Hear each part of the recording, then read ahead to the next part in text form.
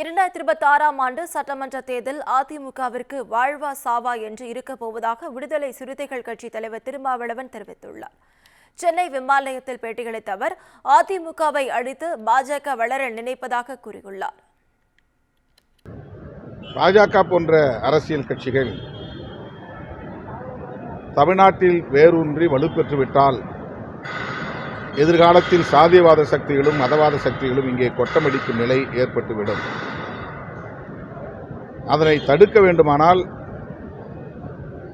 பாரதிய ஜனதாவுக்கு அதிமுக இடம் கொடுத்துவிடக் கூடாது என்பதுதான் எங்களை போன்றவர்களின் கவலை, கருத்து. அந்த அடிப்படையில் தான் அதிமுகவை நாங்கள் அவ்வப்போது சுட்டிக்காட்டி அல்லது ஆலோசனை கூறி எச்சரிக்கையாக இருக்க வேண்டும் என்று பேசியிருக்கிறோம். மற்றபடி விடுதலை சிறுத்தைகள் ஏற்கனவே ஒரு கூட்டணியில் இருக்கிற சூழலில் மாற்று சிந்தனைக்கு இடமில்லை என்பதை பலமுறை நான் சொல்லியிருக்கிறேன்.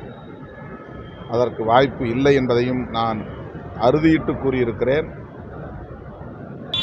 அதிமுகவுக்கு இந்த தேர்தல் உண்மையிலேயே ஒரு நெருக்கடியான தேர்தல் தான். பாரதிய ஜனதாவும் அதிமுகவை குறிவைத்துதான் காய்களை நகர்த்தி வருகிறது. பாரதிய ஜனதா இந்த சட்டமன்ற தேர்தலை தனித்து சந்திக்க விரும்பவில்லை. அவர்களுக்கு இருக்கிற ஒரே ஆப்ஷன் அதிமுகவோடு கூட்டணி சேர்வதாகத்தான் இருக்கும்.